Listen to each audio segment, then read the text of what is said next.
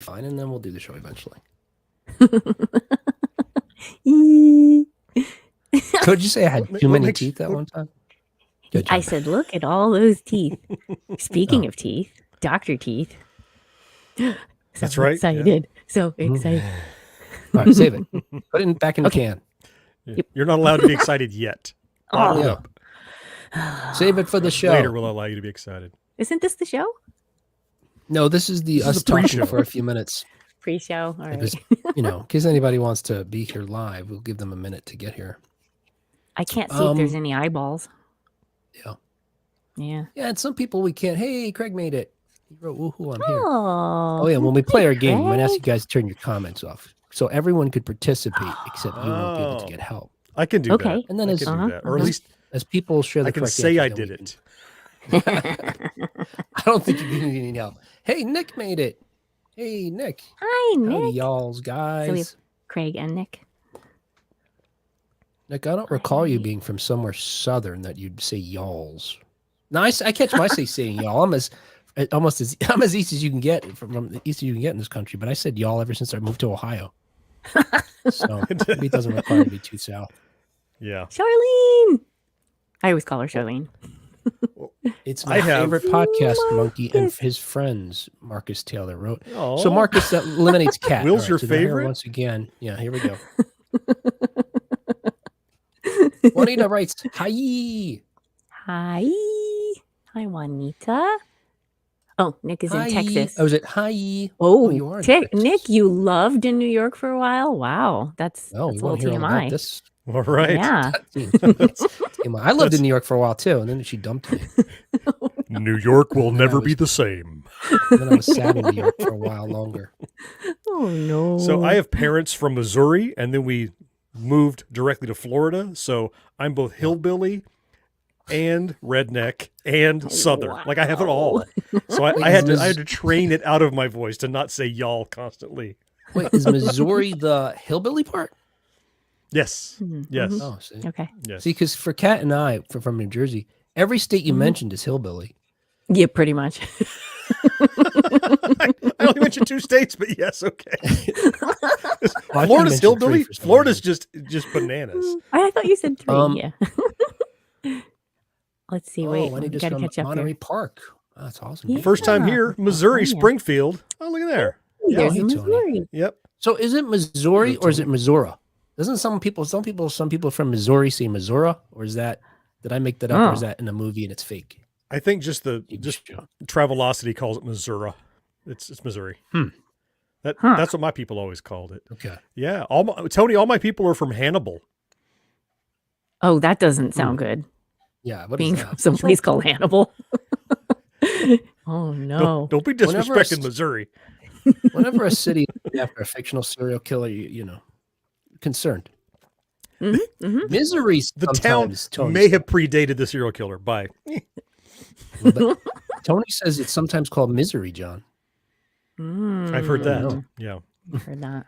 John, how long were you there before your folks moved out of Missouri to Florida? Oh no! I was born in Florida. Oh, your parents lived. Oh, gotcha. I was conceived in Missouri, but I was born in Florida. Okay. So they loved in Missouri. Yeah. That's right. Just like loving in New York, they were loving in Missouri. Loving in Missouri. So, okay. It's like loving an elevator, but more mud. I was loving in Missouri. This doesn't stand right. Metropolis of Hannibal, Tony said.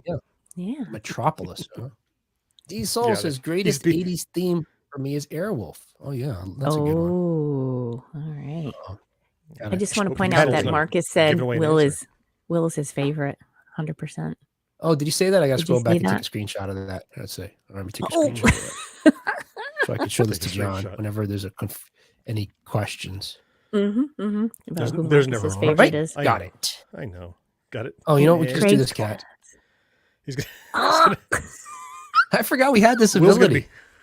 Well, you do. I don't have it right now. Will's going to be texting me that screenshot over and over now. No. Remember this. I'm glad we remembered about that. All right. Hey, if you're on with us on Facebook and for some reason, however, we're not responding to your comments, it's probably because you haven't given Facebook permission to share your comments. Let's see. So if it's your first time joining us, although I know Tony said it's his first time and we're seeing Tony's comments, but we'll say this anyway. Maybe you don't need to do this anymore. I don't know. Anyway, go to StreamYard.com/Facebook and then it'll say, do you want to give permission? Yeah. Now, possibly Tony had done that for someone else streaming through StreamYard, and that permission permeates everyone who publishes from there. So. Yeah, you're right. I think that's right. Anyway, so if you're there and we haven't said hi yet, it's because we can't see your comment because you didn't do that. But anyway, StreamYard.com/Facebook. All right, hey, let's play some music and start the show. Okay. Let me put my music screen on. So for everybody out there, so we're going to record our podcast that we normally publish on Mondays. This is going to be next Monday's podcast. If you share your thoughts, comments, opinions in the comments on Facebook or YouTube, if you're watching on YouTube, we'll be able to see them and share as many as we can as it's fair game conversation or hilarious or put them as a banner if they flatter Will. Yeah. Yes. If you flatter Will, guaranteed to make the air. That's right. It's gonna that'll be a banner. Insult John. I turn off everyone's mic and I just read it. No. All right, here we go. Let's play some music and start. Marcus was unaware how well that could be weaponized. I think Marcus was. He's a clever fellow. He is. Well, Craig says Airwolf is a bop. Huh. Trying to remember Craig bop also that. said, is that an acronym for something? Big old pile? A big old pile? Big old pile of pickles. Oh, pickles. B-O-P-P. Or big old pajamas, big old parrots. Pop pants in common. Big old parrots from Missouri.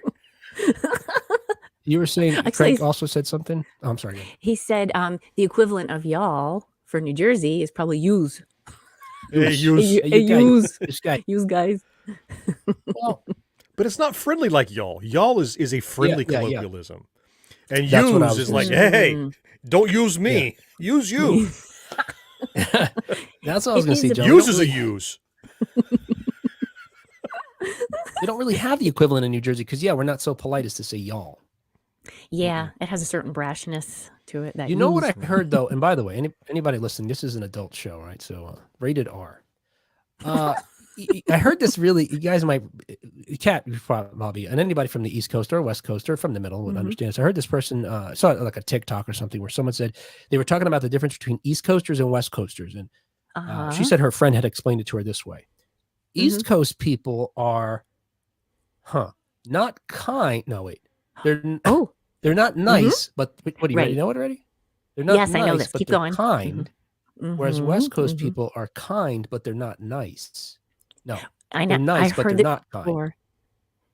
Right. Anyway, so the example that she gave was, if you get a flat tire in California, people will be like, "Oh, I'm so sorry, that sucks," and they go on their way. If you get a flat tire in New Jersey or New York, they'd be like, "How the fuck did you do this? What did you drive? You know how to fucking drive? You don't know how to fucking change a tire. Move over. Let me get this for you." Not nice, but kind. But if you go to the South, it's the best of both worlds. It's bless your heart. Here's a glass of sweet tea. Let me change that tire for y'all. Oh, okay. You get the best of East and West. I've been living in the wrong place. I should be living with y'alls. Yeah. And the plural of y'all. Right, hey. All y'all. All y'all? All y'all. I'm back. I was glitching. You probably saw that. Oh, okay. That's why. That was good. Okay, let's start the show. Hey, welcome back to another. I was laughing away. Now she's gonna talk while I'm talking. Hey, maybe it's because we're not synced right. Hey, are you? You were good, right? Hey, welcome back to another episode of 1980s. I don't know. What? Are you gonna just keep talking while I talk? I'm doing the intro. So let me get through that. This is going great. Everything I say. Marcus is the best part of the podcast. 3 seconds of silence. Wow. All right. There you go. I mean, I know what he's talking about when he says that because he's not talking about me. Hey, welcome back to another episode of 1980s Now, a weekly examination of the importance of 1980s pop culture and its influence today. My name is Will, and joining me, as always, is Interrupting Cow and friend and co-hosts Cat and John. Interrupting Cat, I should have said. Is Interrupting Cat / friend and co-host and another friend and co-host. Meow! John, hey guys. Hey y'all. Hey y'alls. Hi, Hey, everyone. Oh, hello. And today we are streaming live on Facebook and YouTube while we record this episode so that we can include our friends here in this episode where we're going to talk about today about the greatest, well, I'll say the greatest, some of the greatest 1980s TV show themes. And I'm saying some of because I'm going to be challenging you and Kat and John to identify theme songs from 1980s TV shows that were also hits. Oh, cool. And I'm going to say this, and we could talk about this more later maybe, but I think this phenomenon probably peaked in the 1980s, right? I mean, it began in decades earlier where songs from themes from TV shows would be on the radio, Dragnet, like Peter Gunn. But I can't think post 80s, a little bit in the 90s probably, but not since. There's no themes on TV shows on the radio now, right? Well, There's no radio. Well, you know what happened?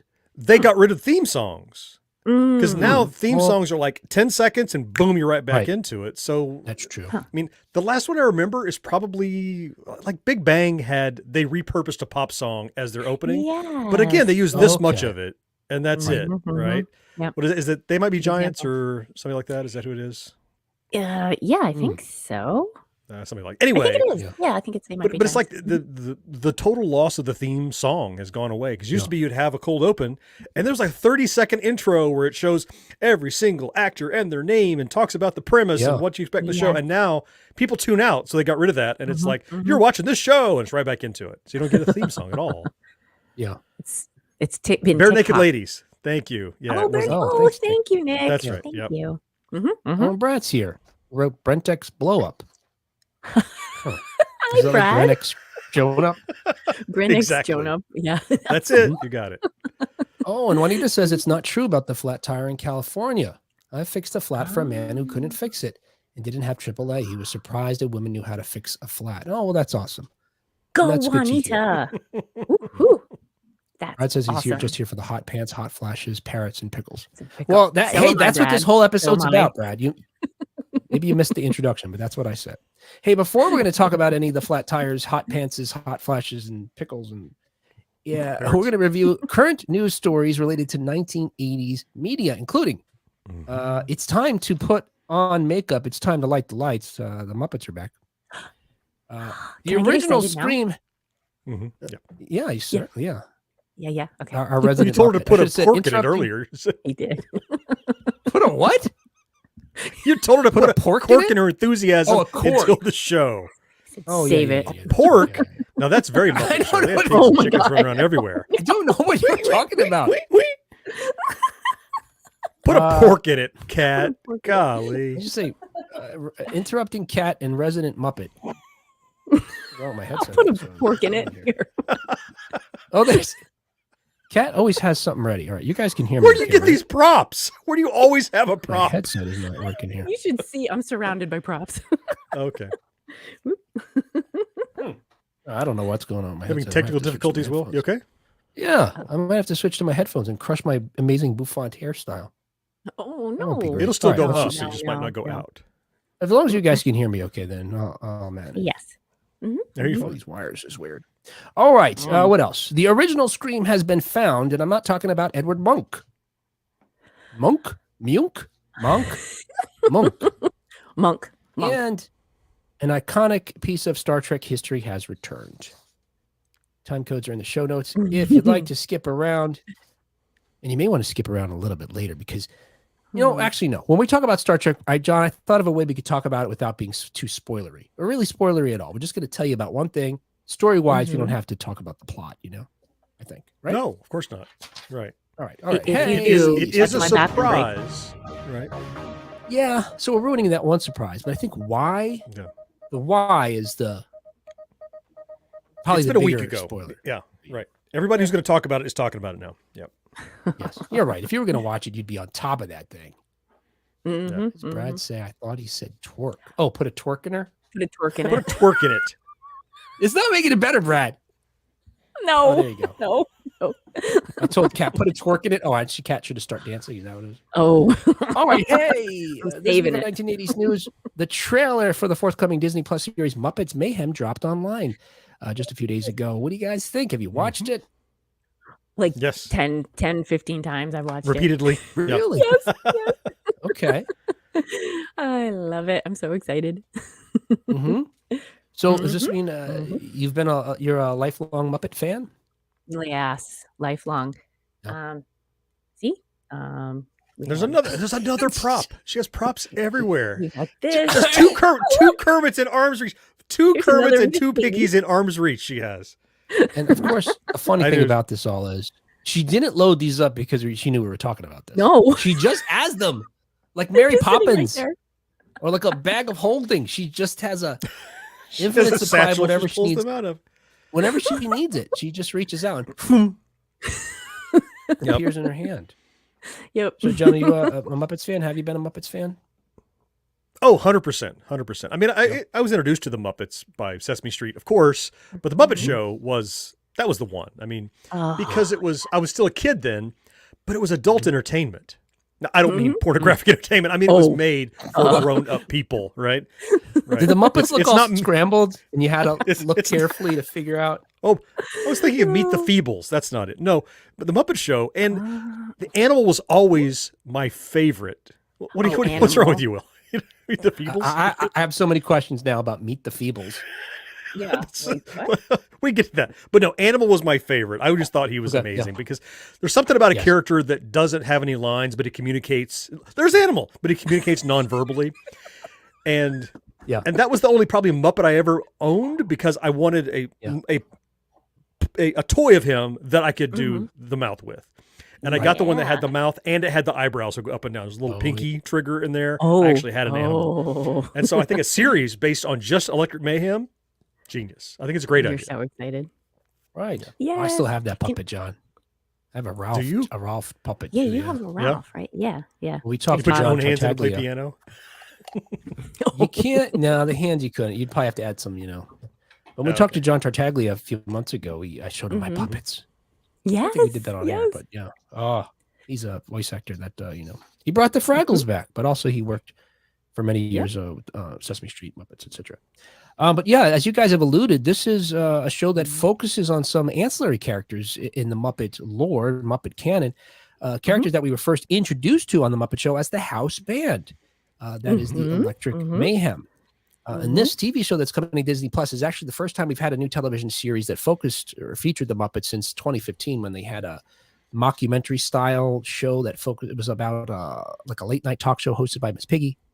More recently, they had a 2020 show that was like these sort of, it was like sketch comedy. It was these different, it was brilliant. I loved this other show. It was called Muppets Now. And they have they would have like live actors and they were, I guarantee they were improvising. Like, you could have a Seth Rogen on and like, Kermit, and they would just be eating lunch together, riff. but they would riff. Oh, and these puppeteers can hold their own with these people. Hilarious. Kind of like John was saying. You got Didn't that one like end on a cliffhanger? Was that the Muppets Now or the other Muppet series where they were all getting on a plane, they were going somewhere, and then it just got canceled, and I was disappointed. Oh no! Oh my God. Why is Will laughing at me? Why is it funny that it got ended on a cliffhanger? Why is that funny? Well, I'm thinking of the end of the trailer for Muppets Mayhem. That's what I thought you were. Yes. What's their bus called? Electric Mayhem is the band. The bus, I think they have a name for the bus too. Does the bus it's literally hanging off the cliff? And they said Disney Plus is going to love it. That's true. It's a cliffhanger. Yeah. So maybe that was the reference that I didn't get. But, could be. Oh, Juanita says that she's a lifelong Muppet fan, but not a Disney fan. Okay, well, yeah, they were obviously they weren't always a property of Disney. They weren't always together. Anyway. Yeah. Yeah, this new TV show was co-created by Muppets veteran Bill Beretta and college friends Jeff Yorks and Adam F. Goldberg. Yeah, that Adam F. Goldberg of the Goldbergs. Bill Beretta, by the way, he's been with the Muppets since the early '90s. He's the puppeteer who created Pepe the King Prawn. That really unusual and sort of puppet. But he also inherited the roles of Rolf, Swedish Chef, and Dr. Teeth after Jim Henson passed away. So he's been with them for a long time. The idea for the series centering on the band came from sort of an unexpected place, perhaps. The Outside Lands Music Festival. In 2016, the Electric Mayhem performed a set there. Can you imagine? Really? I would love that. Yeah. Oh my gosh. Somehow. Co-creator Beretta said that, and again, he's there doing Dr. Teeth, He said that they're there performing for something like 30,000 people, he says, quote, I thought, well, there's something here. What if this band went on the road? What if this band went on tour? And I started developing an idea for a show about the band because we don't know that much about them, end quote. Right. I do remember loving their appearance in the Muppet movie when they do that song. Can you picture that? Yep. And they're painting the car. Yeah. Yes. Yep. I was like, the concept for this show is so cool because from the trailer, it appears they're almost given too much in the trailer, but it's okay. It's still, you want to see it to see it, right? But like they've been a band for all this time and never cut an album because they're a house band, right? And I think that's a fascinating avenue to come in on this because I always remember there's one line in some Muppet show that really crystallizes for me what Dr. Teeth's band, like what they're like. They had some musical guest sitting at a piano. It could have been anybody, I don't know. But essentially they sat down, they had the music up there. Yeah, it could have been Elton John, might have been Elton John. And the saxophone guy, the purple guy, he looks over and goes, Zoot. He goes, whoa, he follows the little black dots. Which is, they're all just like, they just know music, right? They would never read sheet music or anything. And they were amazed that this guy knew how to follow the black dots. That's not them, right? They're totally off the grid. And sort of the other, I guess, implication there is they seem like stoners, right? Like, another sort of stereotype of certainly bands of that era, 70s era bands that, sort of right. chemically enhanced happiness. Because even in the trailer, they had that moment where they say, they're always happy. I have They're always happy. You did it, man. Yeah. Look, Kat's already quoting the trailer. She knows it. Yeah. Floyd said that. I'm hopeful there's going to be some. Go ahead. I have a Muppet Show misery story. Misery, not set in Missouri. Then. This is a different. No, not Missouri. One time, I was not allowed to watch because I wouldn't eat my lima beans. I think I was like 5 or 6 years old, but I was so stubborn and I would not eat those things. I hated those things, and I could hear it though in the next room. And I'm sure I was listening to the Electric Mayhem and everything, but I wasn't allowed to watch it. That makes me so really sad. Really sad. Right. We got to find out what episode that was so you can watch it. Space. Like, I'm missing the pigs in space now. I showed you, Kat was, she's holding her ground there. I did. It's interesting. Lima bean seems like a vegetable that only existed in the 1980s. Is that still around, or was just they still big exist? lima was. I had lima beans last night. They're delicious. I don't know what's wrong with you, Kat. Are you weird? What? Oh, have you seen a lima bean in 30 years, Kat? Yes, because my daughter loves them. There you go. Something you raised her right. Look, Craig's with me. He hates lima beans too. Okay. But would you have missed the Muppet Show for it, Craig? Yeah. Okay. When's the last time you had a lima bean or offered a lima bean? Well, look, this show features a band. I'm hopeful that they're going to have some new original songs. We know that they actually did share with us a 30-second clip of a new song, which is the song that's sort of behind the trailer, but they have lyrics and there's a little music video that's mostly clips from the show. But I'm hoping we get a lot of songs because the premise of the show is that they've never recorded an album, but they're going to get it done. And but meanwhile, the first half of the season is going to feature covers, particularly a lot of classic rock of the era in which the band was first introduced. They premiered in the 1975 pilot of the Muppet Show. So there you go. All right. Hey, in other 1980s news, as reported by as reported by Paste Magazine, the magazine that your teacher told you not to eat. Stop it. Stop eating that. The Paste. Delicious magazine. Dwight's weighing in on a greatest TV show theme, saying the facts on you take the good, you take the bad. Just like our show. The good and the bad. So, as reported by Paste Magazine, the original recording session of the Wilhelm scream has been uncovered. So, yes, look, if you're a cinephile, and maybe even if you're not a cinephile, I don't know, does anybody not know what the Wilhelm scream is? I didn't know before listening to this podcast, but now I do. Oh, is that right? Okay. All right, Right? so folks don't know. All right, so then, okay, so for folks who don't know, in the 1951 film Distant Drums, there's a scene where soldiers are fleeing Seminole. This is Seminole Indians. Is that even correct to say anymore? Oh. It's a tribe name, as far as I know. Yeah, but Indians isn't. Seminole? The Seminole tribe. Tribes people. Sure. Yes. Tribe. Right. Seminole tribes people. Okay, I want to try to get it right. I thought you're saying there's Seminole. So you're saying the Seminole, not Seminole. Seminole. Cinnamon?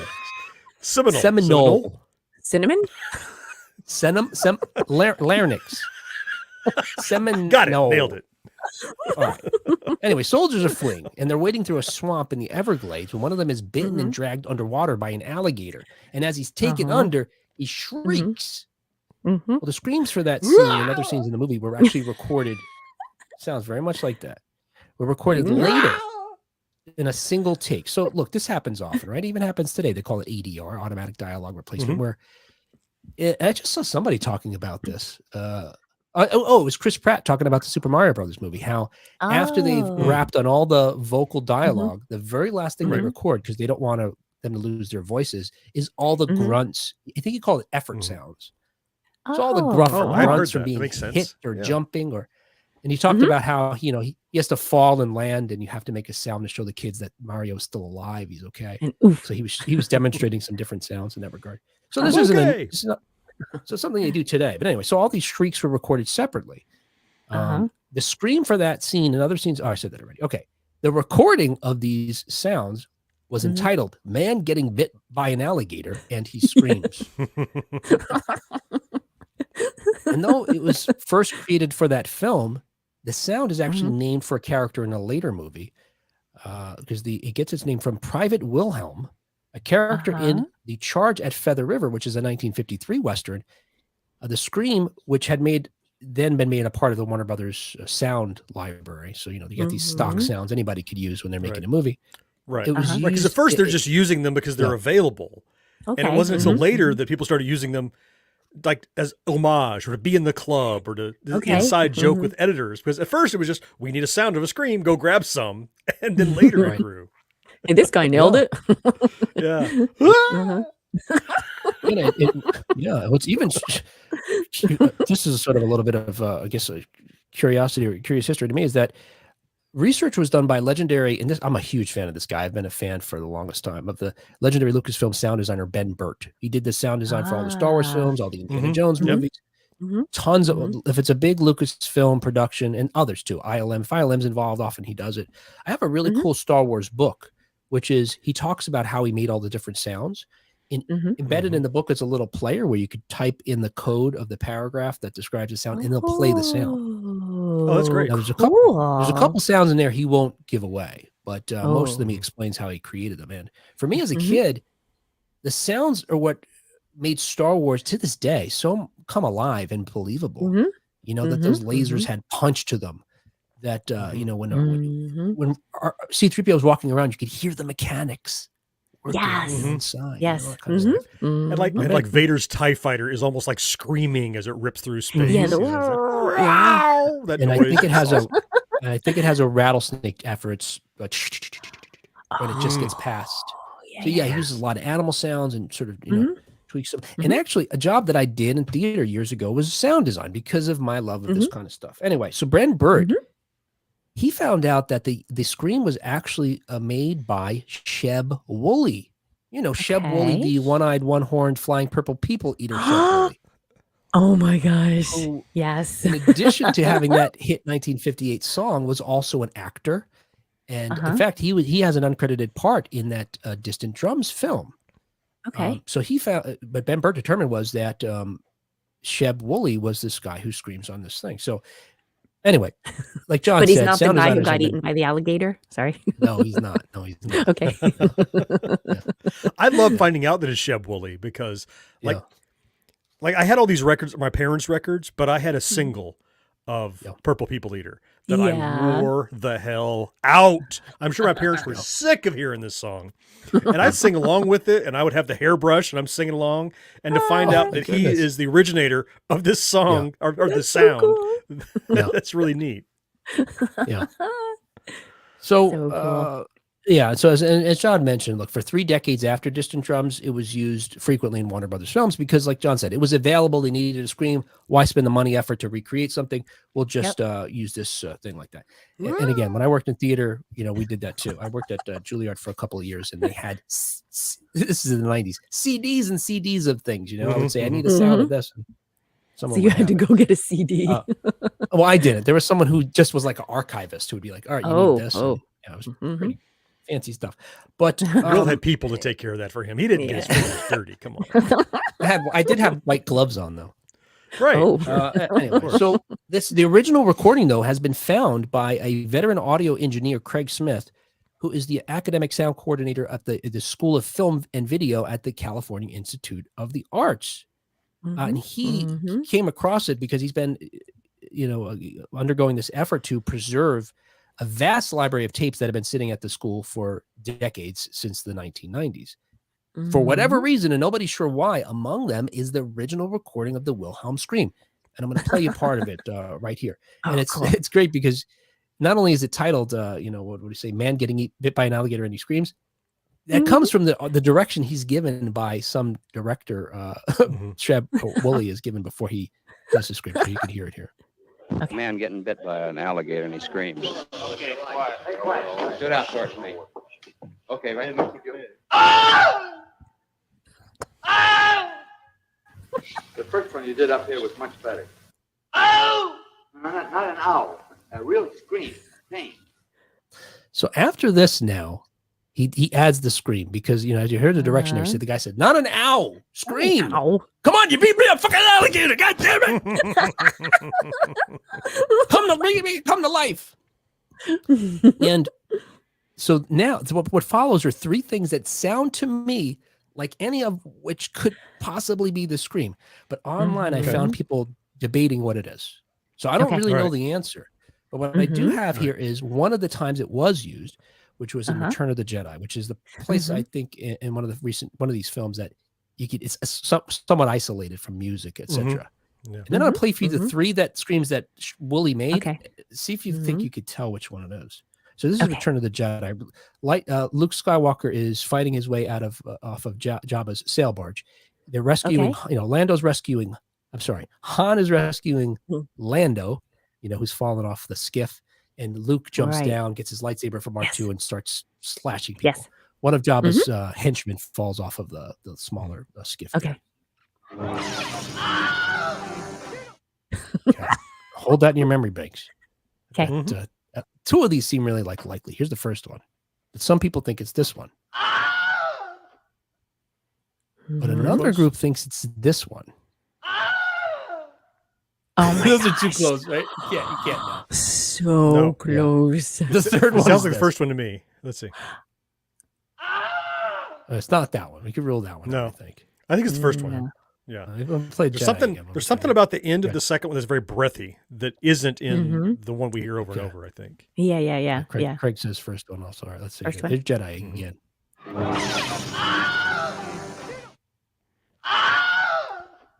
Oh. That one. Yeah. Yeah, you're right. No. Here at the end, he goes, He becomes a breathy, whereas on the first one, he continues the vocal cord vibration where he goes, He continues to make that noise instead of just getting kind of breathy. Yeah, it's got to be the first one. Yeah, there's a little warble. Craig's on the right page. He's got it. Woo-hoo. Yeah. Go Craig. I'm with you. You could. It's now been heard in over 400 films, with at least 3 dozen of those from the 1980s alone, including Always, Flash Gordon, History of the World, Howard the Duck, Raiders, Temple, Last Crusade, Lethal Weapon, Poltergeist, Scooby-Doo, Spaceballs, Star Trek V, wow, A New Hope, Empire Strikes Back, Return of the Jedi, Swamp Thing, 3 Fugitives, and Willow. Is this the most sampled sound effect? In movies, it would have definitely. To be. It would have to be. Yeah. Yeah. Wow. Yeah. It's got to the point where I can pick it out when I hear it in a film. I'll be sitting there and I'll elbow somebody and go, hey, that's the scream. And they go, shut up. I drive my wife crazy with that stuff too. I feel like I heard it recently, and I recognized it. I can't remember what it was in. All right. You know, Marcus you know says, what, Kat, is it was probably in The Mandalorian. Yes, it was because in I've The seen that Mandalorian. recently. Probably so. Yeah, Yeah. and I think I heard Probably. it in there too. And again, they're good. continuing the tradition, which I really think Ben Burt, again, of Lucasfilm, is the guy who really, he's a historian of sorts of this kind of thing. And starting with Star Wars in 77, he's just been putting it in everything. Other younger sound engineers are now I following love suit. that. I'm sure they Marcus got it says on there's a macro. triplet. There's a triplet at the tail of the scream. Yeah, So there you almost go. like it's almost like the tail end of his voice arpeggiates down. It goes it does that little thing. I heard what you're talking about, Marcus. Yeah, I agree. All right, hey, in other 1980s, what's that? The only way to describe it? It just says triplet was the only way I could think to describe it. He says. I got it. Makes yeah, sense. Yeah, Yep. Okay. Yeah, it's like you. I mean, you guys are on the same wavelength. Okay. Hey, in other 1980s news, as reported by Variety, a classic piece of Star Trek: The Next Generation was recreated for Star Trek Picard. All right, let me get my warning sign out here. John, this is when John gets excited. All right, so look again. This is it's kind of a big spoiler, but it's not a story spoiler. In other words, we're going to talk about something they brought back from the old show in the new show, but we're not going to tell you why it's there or how it got there. And there's going to be questions probably raised if you're really a fan as to why it. Now I know John had to put that because Kat can't. So thank you, John. Yes. Well, I John saw knew- Marcus John talking knows I was crap looking about for- me, so John knows I was looking for that. I couldn't find it. I was trying to multitask. I was like, I got to move on. Not worth the joke. See, John and I. I'm there for you. I'm there for you. Even if he's the butt of the joke, he's there for the benefit. No, he's yep. I'm on board. Entertainment. So again, we're not going to spoil the story. We're going to spoil that this thing pops up at all. Anyway, so and it's for the season 3, the current season of Star Trek's Picard, which is currently streaming. What we just had the penultimate episode last week. Actually, by the time you hear this, it's going to be over. The season just finished, so you can go watch the whole thing. Anyway, so all season long, the producers of Star Trek Picard have boldly pulled out. Boldly put a cork in it. Whoa! Boldly pulled Don't out. stop the sentence right there. Whoa. Don't do that. Whoa. They boldly pulled out their Picard. That's a real Kirk move, buddy. Okay, pulled out all the stops to make sure that it's a third and there we go. unfortunately final season. I'm sad to hear that. Is one for the books. To that extent, look, they're bringing back a lot of the, I want to say players, plot lines, Easter eggs, homages from the original Star Trek: The Next Generation show, and stuff from the movies too, is part of this canon. But among those other contemporary series, they're pulling in stuff from Voyager, they're pulling in stuff from Deep Space Nine, anything that was it's in true. that era in the 23rd century, we're touching on. Right. Yeah, they were touching on. They boldly pulled, and then they were touching on. So that's what we want you to be left with, folks. Anyway, so among those things in the big final, I kind of don't want to say it, but I do want to say it, is the appearance of the Enterprise D, the Galaxy class starship that first made its appearance in 1987 with the debut, the premiere of Star Trek: The Next Generation. Yeah, it's in Star Trek Picard. Yeah, right. Okay, here we go. I'll just stop talking now. Just let John take over. Well, well, first of all, it's absolutely unbelievable at first that it's there at all because it was destroyed. Well, all but the saucer section, but it made perfect sense. I'd want to talk about why, because if someone hasn't seen it, we already spoiled the fact that it exists. I'm not going to talk about why, but they made it make perfect sense. Why it's there. I can imagine the writer's room where they're like, well, what's Geordi doing that he would have the ability to do ... Or like, oh, put him in charge of this station. I can imagine how they wrote this story backwards to get to this part of the story, and it worked out perfectly. And didn't spoil it for me. They got there and surprised me big time. Yeah. To your point, super clever. It manages to do that thing of fan service, but in a way is consistent with the story. It feels earned. It didn't feel contrived. And there's a reason for it. They're not just doing it to do it. Yeah. Like there's a real story-based reason why they should do this. Yeah. Right. Yeah. Regard bringing the ship back, because when you see it, I mean, John, like you said, you were surprised, and I was. And we're talking specifically about seeing the bridge of the ship. because we know they could easily generate, the exterior of the ship, no problem. In fact, it was one of the earliest computer-generated images on a television show was, the ships and the battles that they had on that show. And they were convincing at the time in the 1980s, late 80s and early 90s. But regarding bringing that back, which included which I said that already, executive producer Terry, I'm going to say Matalas, that's right, told Variety that, quote, everyone tried to talk us out of doing this because financially it's a nightmare and timing was tight, end quote. Yikes. Yeah. But it became tricky because, like John said, the writers room, they probably were like so impressed with themselves that they came up with this wonderful, valid reason to bring it back. Someone had to figure out how to actually do it. And it turns out, even though it was on the show from 87 to 94 and in the 94 film Generations in which it's destroyed, very few construction guidelines, blueprints, anything remained from the original construction of the set. So I wish I had picked up on this early on. So when I saw like episode 1, episode 2, and I was seeing special features, and I'm like, look at this. They brought back Mike and Denise Okuda, who were the designers of the Enterprise D. They were the designers of what they call the LCARS display, which is the pastel bands of color with a little text in there. He invented that. He and his wife together made the Enterprise D and the entire graphic look of that. And I thought, how nice they're bringing back the actors. They even brought back the original people. Duh, they brought them back because they needed their expertise, not for the new stuff, for this thing. I'm sure they used them for other stuff as well, but of course they needed Mike and Denise Okuda. Well, I don't know that they needed it for anything else because it turns out that because they found such a dearth, is that the right word? Dearth of information regarding the original construction of the bridge, including the LCARS that John's talking about. They did what they could. They took a lot of photos that they could find. They said every photo they could find of it, every screen grab they could get of the bridge, and they had those pinned in the room as they're trying to, recreate or create a design, a blueprint for this thing. But it included bringing back the Akudas. That's how you say it, Akuda. The Akudas to their specialty in particular being the design of, it's the computer interface. John's using fancy words. Yep. The computer interface, which that design is so iconic. I feel like it's influenced website designs and actual, I don't know, other types of interfaces we see today that we can actually use. One of the most fascinating things so many pieces of this. There are featurettes on it you can watch. We were talking off air earlier about the Ready Room that Will Wheaton does, and they had featurettes on there. Yep. There's a bit like how picky they were about it that I love is that. So, for example, like on behind a display in the original series, they had a neon light behind it, which had a red cast to it.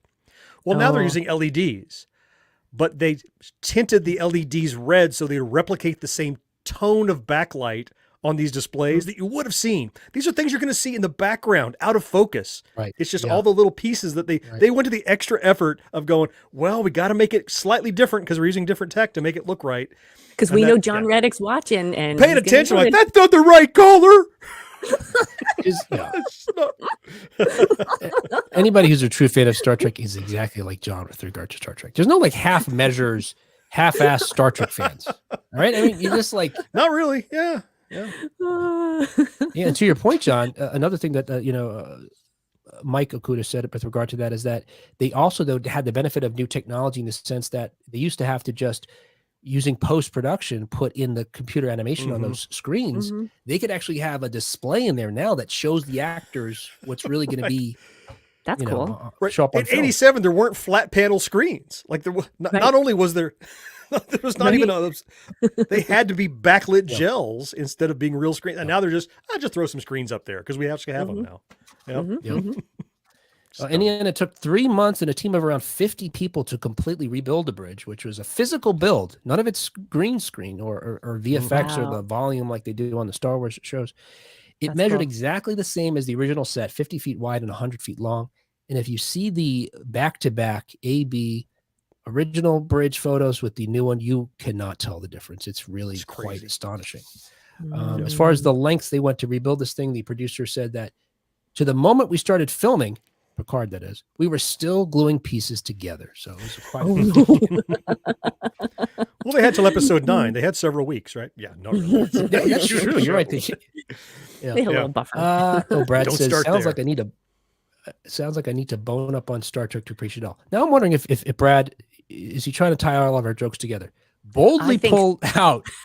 What was the other one? Touch upon. Twerking. Bone up on Star Trek. He thought you said put twerk. Put a twerk in it. Yep. Twerk. Put a twerk. Cat, put a twerk in it. All right. Hey, that was 1980s news. All right. Hey, we're going to get right to it here. All right. On today's show, as I mentioned, I'm going to challenge you and Kat and John to see if they can identify TV or themes from 1980s TV shows that were also hit songs. Yeah. Okay, from just a few clues. I'm going to tell you right now, the first clue on all these is going to be an audio clip of the song itself, and it is 0.2 of a second long. But I think with the clues, you might that may very well be enough. Okay. Oh, okay. We're getting hurdled here, aren't we? Yeah. So for the purposes of this game, we should probably not look at the live chat. So right. Those watching can participate and not give it away, right? Yep. Very good. So yes. I'm not looking. Not looking. I'm not Folks looking in the live chat on Facebook or YouTube, you think you got it, chime in. Let me know. Don't worry about it. You're not going to spoil it for Cat and John, as John indicated. They're going to turn off their portion of the screen that shows the comments. But I'll be able to see them. So if you get the right answer or the wrong answer, after we indicate what the actual song is, we can share your feedback. All right. So let's see. I don't need that. I need this. I'm nervous, Cat. You know what? You're nervous, John? I had this. It's a game. I had a fantasy of. I know. I had a fantasy of having a board. All right, you know what? To help you relax. You know what? I'm going to save this one for the end. Should I save this one? Are we competing or end. being a team? Yeah, I don't know the rules yet. That's what I was hoping to find out. I was going to have you guys compete, and I thought I'd have time to have the board and all that. Oh, the John board! Calling me? But I just didn't have enough time. But so I was thinking of have you guys randomly pick a number. That's the one you'd get. Oh, okay. But then I got to keep track of the numbers, I guess. Can we do that? That's probably not too hard, right? Well, I'll keep track of the numbers if that helps you. All right, it's just 1 through 10. Mm-hmm. Okay. Right. Okay. So, and this is how we're going to do this score. You get 3 clues. The first clue is the audio clue. You get it on the first one, you get 10 points. You need a second clue, and we're going to go back and forth as we go, right? So you get 1 clue, then it goes to your partner, and it comes back to you. Third, so 10 points for the first one. Second, if you get it on the second clue, only 5. And if it takes you 3 clues to get it, you only get 1 point. 1 point. Oh, man. Whatever. It doesn't mean anything to anybody. It does mean something. It does not. I'm telling you, it really doesn't. Okay, it's gonna be okay. All right, let me get. You get to keep your spot on the show if you win. Don't even scare him. Cat, John, you can always be on the show forever. It doesn't matter. All right. Okay. So let's see. I'm gonna get my coin that I usually flip, which for folks watching is actually just the cap for my. Yes. I don't have I have like an 80s coaster, but it's out of. Oh, here's my 80s coaster. I've also flipped this too before. My coasters, which are actually the inserts or the centers of actual vinyl records. 33 1/3. On the back of it. I can flip that. All right, I'll flip that one. Yeah. All right. There's a twerk on the back of it? Did you say there's a twerk on the back of it? Heads or tails? You want twerk or no twerk? Label or twerk? I'd like twerk, please. Yeah. All right. I'm flipping it. Oh. Yep. It landed on twerk. Who's calling it? Hey. All right. Heads. I asked Kat to call it. All right, Kat. So you pick first any number from 1 through 10, and then we'll obviously John will eliminate those numbers as we go along. I got it. Lucky number 7, please. All right. Lucky number 7. Okay. I'm going to just tell you. So I'm just going to tell you every time before I play the audio clue or I tell you any of the clues, I'm going to give you the genre. And the network and the years that the show ran. Okay. Okay. So lucky number 7 is a soap opera that ran for 9 seasons on ABC from January of 1981 to May of 1989. And here is your audio clue. All of the 80s. Ready for your audio clue? Yes. 10 points. What is this?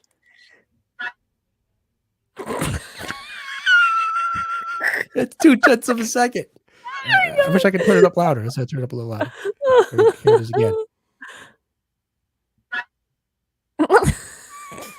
What's that? A violin? A piano? Who will?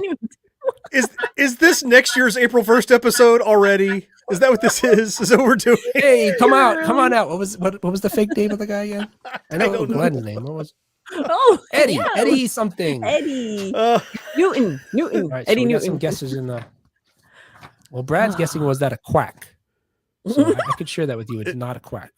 It sounded like somebody was like on a violin and went squeak, and that's it. All right, John. For 5 points. Here's clues number 2. The series revolved around the family of an oil magnate and his wife who reside in Denver, Colorado. The audio sample is just insulting. It's like, that's no help whatsoever. Craig's put a guest in. Brad's put But it's a soap opera. So You're right. Yeah, I mean the only oil magnets I know are not soap operas. That's nighttime dramatic things, and they by the way were in Dallas, so it's not the one I'm thinking of. So okay. Oh, I should start doing that again. All right, okay, Kat. Here's your final clue for 1 point. Blake Carrington is the final clue. Blake Carrington. All right. I'm not good on this soap opera thing. The only thing I could think of is Dallas too, but that's not it. Oh, that wasn't your guess. That wasn't your guess. Okay. I'm trying to in 5 seconds. I'm trying to come up with something. I'm probably going to kick myself. Just making things up. I don't know. I'm going to kick myself, I'm sure, but nope. Nothing? Nothing. The answer was, let's see. I'll tell you what we got in the chat here. We got Craig said 90210. Charlene, I guess you said it was Craig's. Char, yeah, or Charlene, yeah, Char. Dallas. Brad says Dynasty. Scott says Dynasty. Craig says Dynasty is, in fact, Dynasty. It's got to be Dynasty.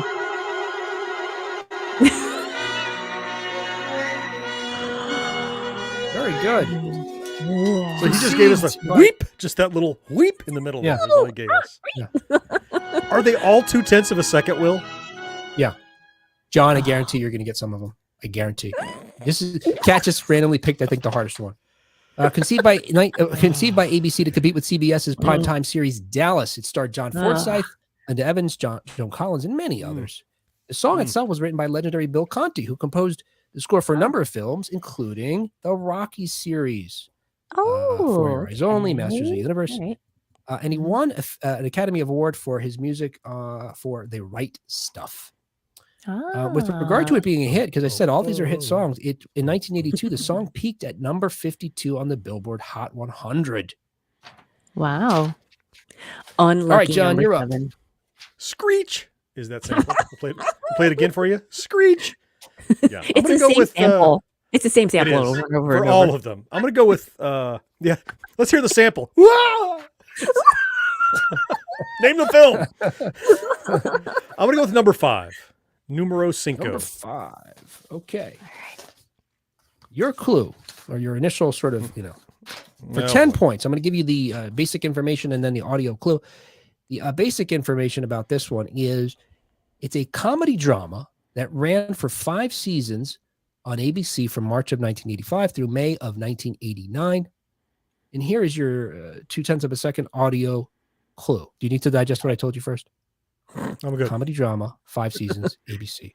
There you go.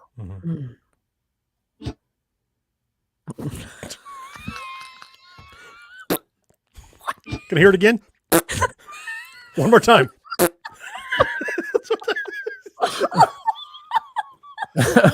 With regard to the last, Marcus says number 52 might be pushing hit song. All right, charted song. All right, that's fair. A song that charted. I'll just working our way. Just hum along with it. Where's your thing, John? Can I hear it once? Yeah. My only prop is fart putty. It's all I've got. It's there. That's all I've got. There's the sound. It did. It sounded just like it. It's exactly the same. Play it one more time, please. Yep. Got some guesses in the chat here. You don't have to wait for the fart anymore, John. That's ridiculous. All right. Different strokes. I guess different strokes. No. All right. Kat, for 5 points, here's clue number 2. The series revolved around the partners of a detective agency. Okay. Oh. Oh, John thinks he's got it now. Wait. I know it now. He's gonna steal. Is it He's gonna moonlighting? steal. Is it moonlighting? That's right. Where in that song is that sound? Here comes. There it is. I'm playing it at the same time.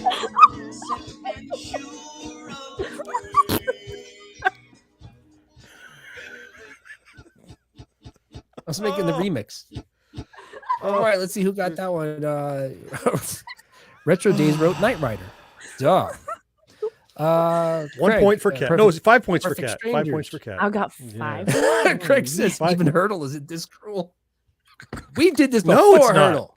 And Hurdle, Can we get a done second? 1 second. What? 2/10 of a second? Like, so I got to turn up my earbud. I'm gonna have to put in both earbuds. This is cruel. Yes, you need 2 earbuds. Dwight for said this. moonlighting. Scott said moonlighting. There, they got it. They're All right, here we go. yeah, they're typing that after you tell them the years and the, All right, and the Kat got network. 5 points. Somehow. Oh my goodness. All right. Okay. Cat, John, 5 you're- and 7 I'm sorry, are taken. Kat, yeah. Kat, you're up. Okay. Oh, you know what? 3. Sorry, let me tell you some things about this first. Sorry. Oh yeah. Starring Sybil Shepherd and Bruce Willis, of course, the series Mhm. revolved around cases investigated by the Blue Moon Detective Agencies and its 2 partners, Maddie Hayes and David Addison. The show toyed with a mix of mystery, sharp dialogue, and sexual tension between its main characters. And I think it's one of those shows that, like the Sam and Diane scenario, that will they or won't they vibe, that ultimately when they willed, it sort of jumped the shark. Right? The theme song was performed by Al Jarreau, who wrote the song with Lily Holdridge. And it was produced by Nile Rodgers, of course, the legendary producer of and founding member of Chic, who seems to be involved in so many wonderful songs from the 1980s. He's got his hands in everything. That's so cool. The theme was released as a single in '87, where it reached number 23. How's that, Marcus? 23 on the Billboard Hot 100 and spent 1 week at number 1 on the adult contemporary chart. Wow. All right. All right, Kat, you pick. What do you got? Number 3. Number 3. Number 3. All right. Here is your clue. And then I will play you your 2/10 of a second. Oh, yay. John. Audio clip. All right. This is a police 1 second would procedural. have just given it away. Sorry. 1 second too much. Police procedural. Police procedural. Okay. Ran for 7 seasons on NBC. From January, I have of 198. 1980 something. Let's do the math. Yeah. Probably 1980, I guess, or 1981 through May of 1987. And Okay. here's your clue. Ready?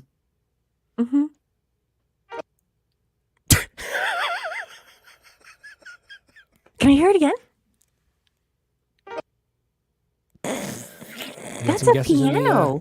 chat here. That's is it I gotta start Hill timing you Street guys. Blues? Hill Yes, Street it Blues? is. The I'm piano? gonna say yes. That's right. That's what I thought it was. Oh my god. Oh yeah. But I wouldn't have guessed that based on the 2/10 of a second. I was just going to guess it based on the years that it ran for police procedure. Yeah. That's why I was. Yeah, exactly. I had Yes, exactly. Yeah. The police part helped me. The police, Oh, the yeah. police reference Absolutely. helped me. Police The You years said police do part? nothing. part. Okay. Police part, yes. Not the Yep. not the police part. The Part. the years do nothing for me because I'm not in tune with that. Wow. Okay. Yeah. This show starred Daniel Trevante Jr., Ken Olin, future film director Betty Thomas, and many others. The instrumental theme was written by Mike Post, who's a name you're going to hear often because Mike Post has written, I don't know, 80% of all TV show themes, certainly in the 1980s. And it features Larry Carlton on guitar. The song spent over 5 months on the charts and reached number 10 on the U.S. Billboard Hot 100. All right, look, we're getting closer there. And it became an adult contemporary hit, reaching number 4 in the U.S. and number 29 in Canada. It was Post's second top 10 hit, matching the performance of his first hit in 1976, the theme from the Rockford Files. So this has been a phenomenon that, again, happened decades before. It really hasn't happened decades since. All right. Kat, do you remember the theme from the Rockford Files? Do you remember it? No. Can you sing it? Yeah, it goes like this. Can you guess it? Yeah. You recognize it? Can we sing it again? Do. It's so familiar. So many other themes. Know it. All right.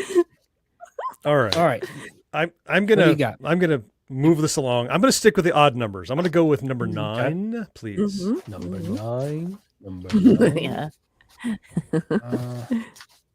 Oh, here it is. All right. What's the rest of it? What's he doing to his cat? Yeah, that's it. There you go. All right. Okay. Number 9. John, your clue is, again, look like John, you figured it out. Really, the first thing, it's the audio thing. That's funny. But the real clue is this. Oh. The real clue is this, John. You can get this.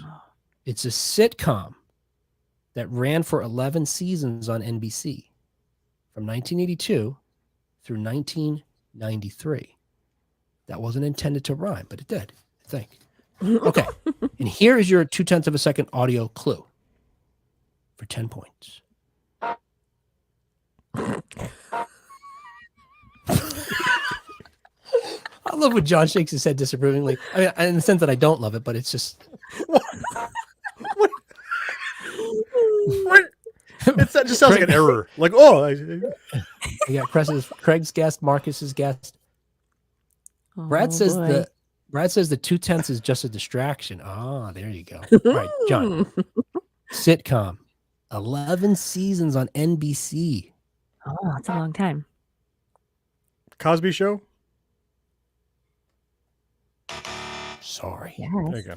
There you go. You'd get it. All right, Cat. 5 Oh, points. you thought I'd get it from? I did. All right. I know 5 I was playing points for video you, game Kat. Here we sounds. go. You'd be all over it. Oh, yeah. Most of those are only 2/10 of a video 0.2 of a game second sound. long. That's right. If I only played you 4 of the 8 bits. All right. Oh, that'd be tough. Yeah. Here's your clue number 2, Kat, for 5 points. According to the producer, the lead actor had to, quote, pretend that he knew a lot about sports. Well, I have a guess now, at least. And thanks, Will. Now I'm trying to distract her.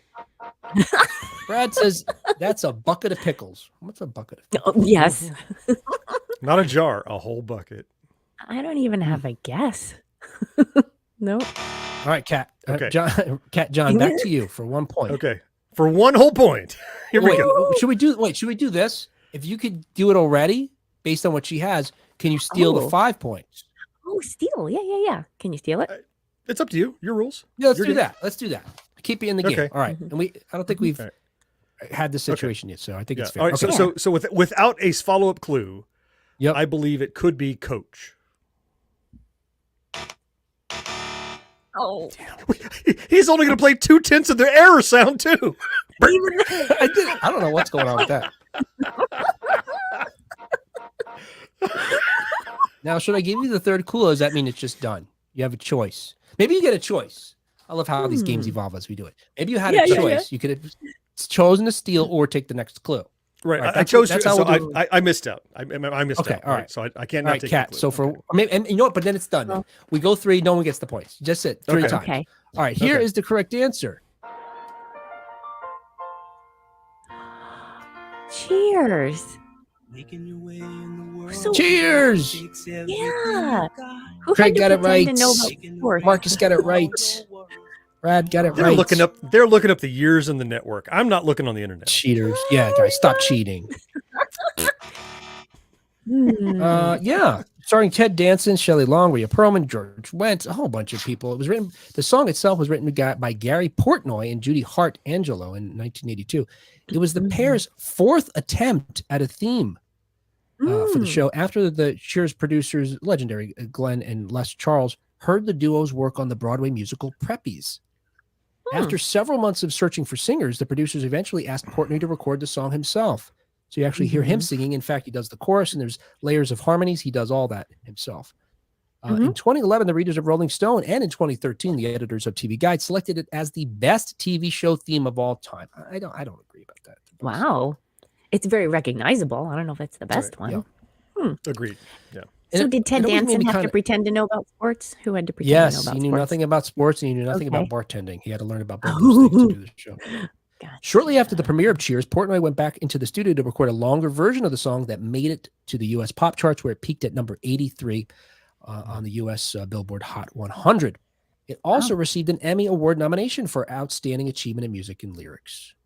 I got to tell you, maybe it's the time of the whatever what was going on in my life at the time watching the show. That's the theme always made me feel sad, like making your way in the world today. And I thought it was an interesting kind of way to set up a show that was otherwise hilarious, you know? Sure. Yeah. Doesn't your life suck? Go to the bar, get a little drunk. Encouraging alcoholism. Oh no. I didn't think of it as happy or sad. I guess it was neutral for me.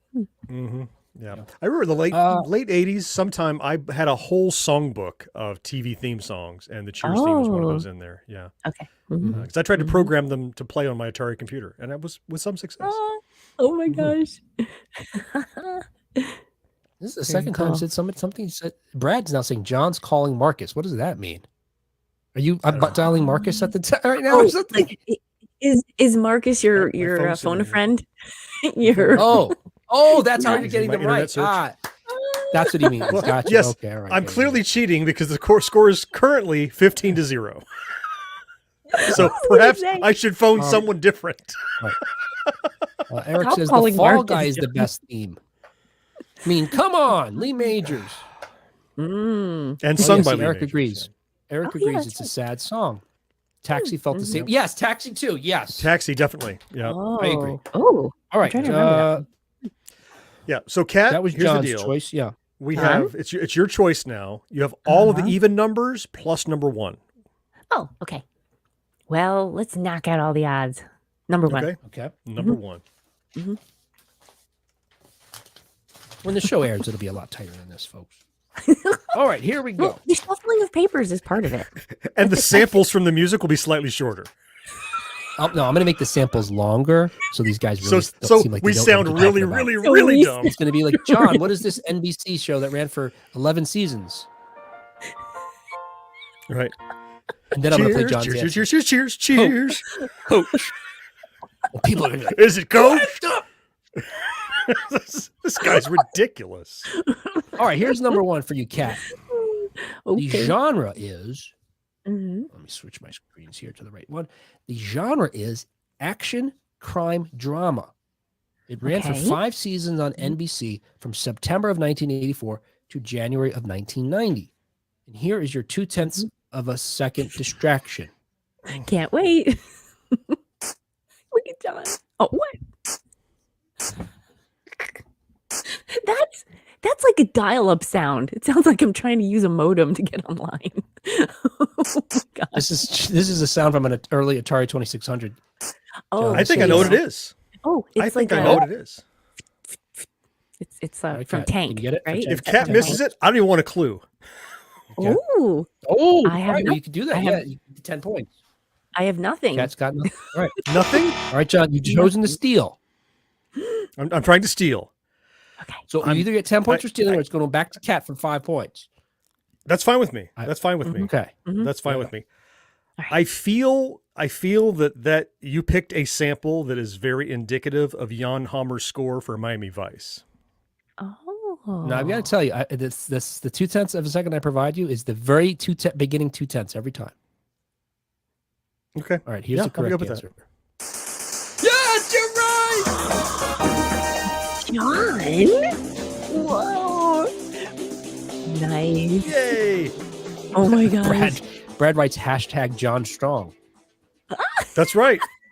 That's from the vlog. Thank you, That's Brad. from the vlog. That's from the vlog. Oh, my internet Julie brother, wrote Hill Street Brad. Blues. Craig first said Magnum. Eric said he already knew. Craig Dent's changed to Miami Vice. Yeah, I heard the. Wow. It was like, So the sound did it for you? Is that how you yes, landed on that? yes. The 0.2 of a So second does- nailed it for me. So it doesn't suck after all the whole game. All right. Put that thing on the screen again, well, John. I don't let's know. not get excited.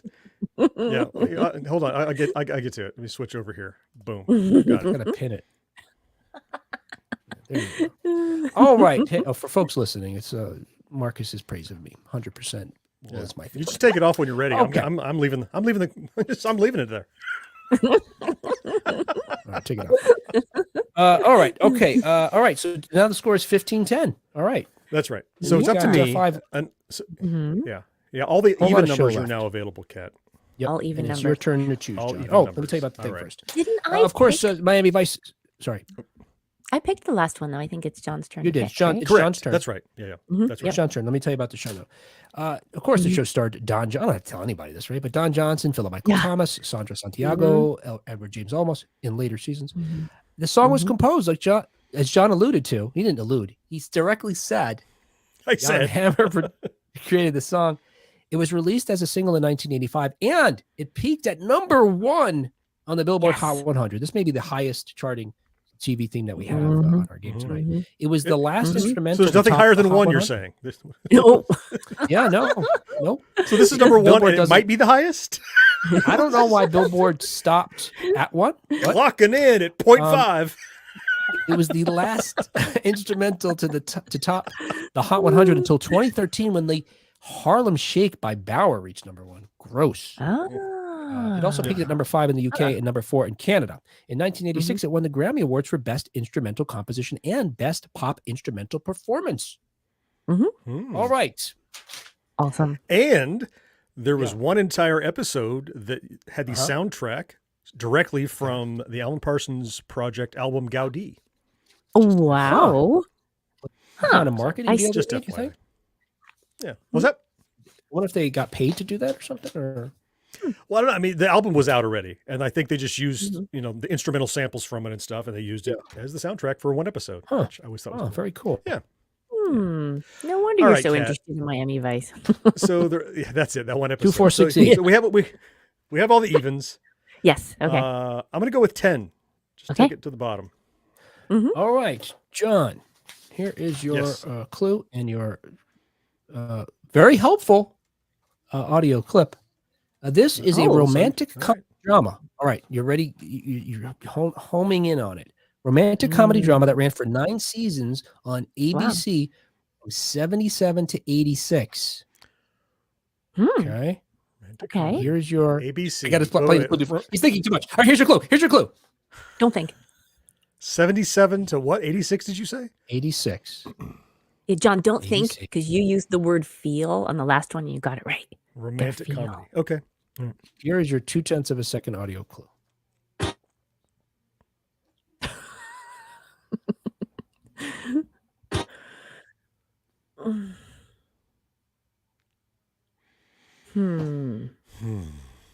Romantic comedy 77 to 86. It's that starting in 77 that's getting me because I'm like, what the heck? Romantic comedy. Yeah. Let's see.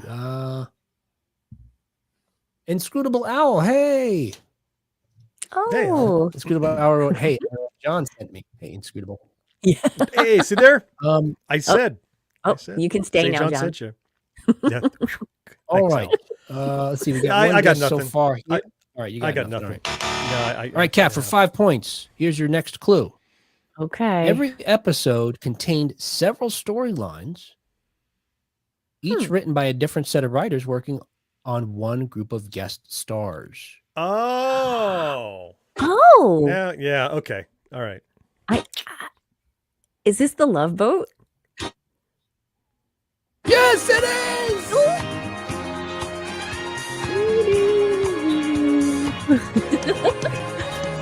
Here we go. Ready? Okay, we go. First word's love.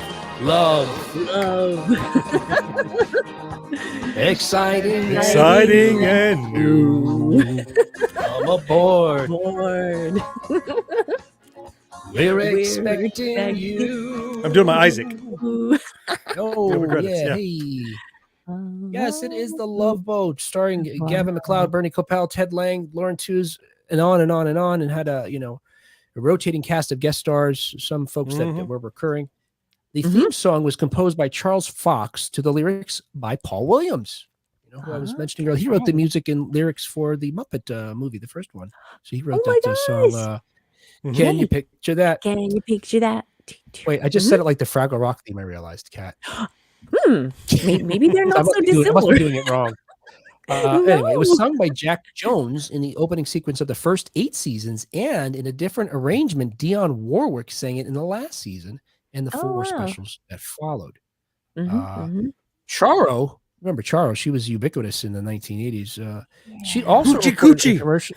Yes, she did a Hoochie Coochie version and commercially released it as a single in 1980, and which in a bit of meta meta performance. She sang it on the show in one of her guest appearances, which is kind of weird. Okay. Lido deck. Yeah. Let's see. Brad said Love Boat. Craig said Love Boat. Nice. Did anybody get it from the clip? A millennial watching this, and I just randomly we're talking, and I go Hoochie Coochie. Like, what's wrong with these people? They're mentally ill. Just what's is he okay? Who got that one and where? I don't remember. Oh, that was Kat on the second try. Yeah. Kat got 5 points. Yep. All right, I think I wrote it down. So then we're at 20-10, right? Is that what you guys are That's thinking? correct. Yep. Yep. Okay. All right. Yeah, I was willing to steal. Yeah, but she got it. Oh, Eric wrote that Paul Williams also appeared on an episode of The Love Boat. Yeah. Inscrutable says Rainbow Connection too. Yeah, I think Paul Williams wrote all those songs for the whole movie. Oh, yay. Craig writes, regarding Charles, she was a regular on the show. She had an amazing flamenco guitarist. All right, Kat, you're up. Even number 2, 4, 6, or 8. Who do we appreciate? Kat and John. Kat. All right, number 4, Kat. 4. All right. Let me I am so ready for the blip. All right, here we go. Action comedy. John's in pain.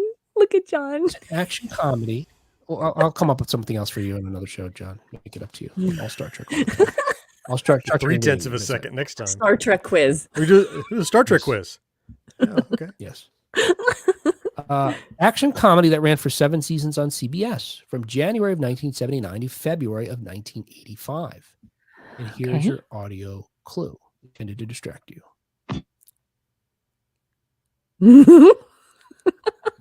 Can I hear that again?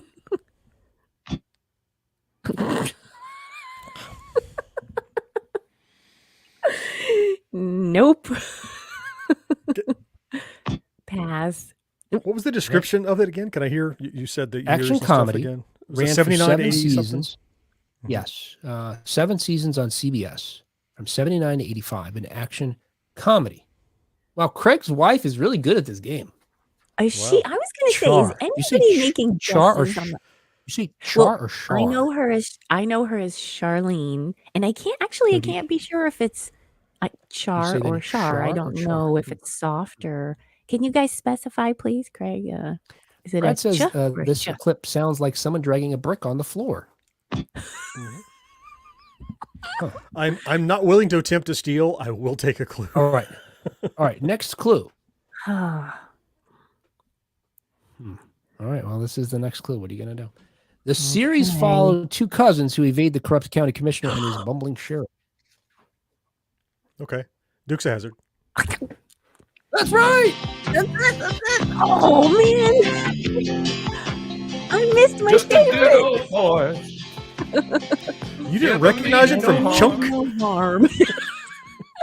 Chunk beats all you ever Beats saw. all you ever saw. Been in trouble with the law since the day they was born. Oh wow, good job, John.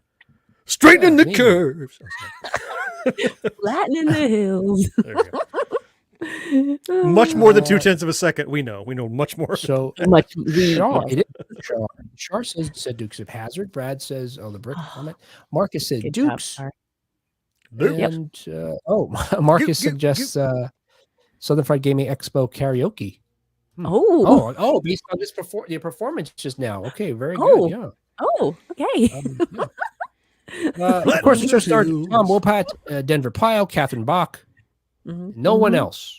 That's the only actors that were on the show. That's right. No one else. Tom Wopat, Denver Pyle, Catherine Bach. That's it. End of list. The theme was written and recorded by country music singer Waylon Jennings, who we know at one point was the owner of the actual Cocaine Bear. The actual bear. Yes, It was stuffed, and Waylon Jennings purchased it or was given to him as a gift. It was released in August of 1980. Not The Bear, the song, as the second single from Jennings' album Music Man. Recognizable to fans as the theme of the CBS comedy adventure. Whatever. The song became a #1 hit on the Billboard Hot Country Singles chart in 1980. I don't know if you consider that a hit, Brad. If it's on Hot Country Singles chart. Where I'm from, that wouldn't be a hit. Hot pants. I'm coming. I'm coming. I'm charting. It also reached number 21 on the Billboard Hot 100. Wow. John's expression is just killing me. I'm charting. I know. I know what you're doing. He thinks that's a portmanteau of something, right? I got the arting, right? So that's probably farting. What's the chart part? Yeah, we'll sing. I'm charting. Right? That's what you were thinking. Euphemism. There's some euphemism in there. I just figured that's what Billy Joel says in The Throes of Ecstasy. Yeah. All right. I'm charting? Oh, yeah. I'm charting. #1 with a bullet. Okay. I think a single Billy Joel probably just wandered into a place. Pick up a woman like that. I'm charting. So we have 2, 6, and 8 remaining here. Mm-hmm. Okay. Let's go right in the middle and take 6. Mm-hmm. All right. Number 6. This is a show that is a crime drama that ran for 8 seasons on CBS from December of 1980 through May of 1988. True crime drama. And here's your audio clue. 10 points. That's so familiar. Just that one here. Oh, I just had a terrible realization that it's my turn. Oh, sorry. All right, let's start again. No, I picked it and everything. It's just, I was just like, oh my goodness, Kat is so screwed. She's never, I'm like, oh, that's me. Okay. Oh my goodness, John is so screwed. We've got some answers in the chat. Well, the years again, 80 to 80 something, 89, something like that. 80 something. This is what I would focus on. All right, it's long running, but CBS, doesn't that already like CBS crime drama?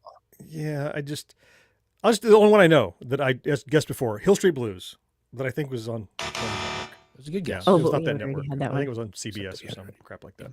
Yeah. All right, Kat, for 5 points, here's clue number 2. Wait, she can steal if you know the answer. You can steal. Oh, you want to steal? Do you know the answer? That's funny. Kat is so screwed. All right. Here's your clue. Second clue for 5 points. A private investigator lives in the guest house of a celebrated author of several dozen. Oh, for Christ's sakes. Dang it. I think John might steal if you don't get it. This is, oh no. See, he's probably going to get it because I know it. I definitely know it. Wait, private investigator? Mm-hmm. Magnum PI? PI. That's right. Yep. PI. That's correct. Yay! All right, everybody sing along.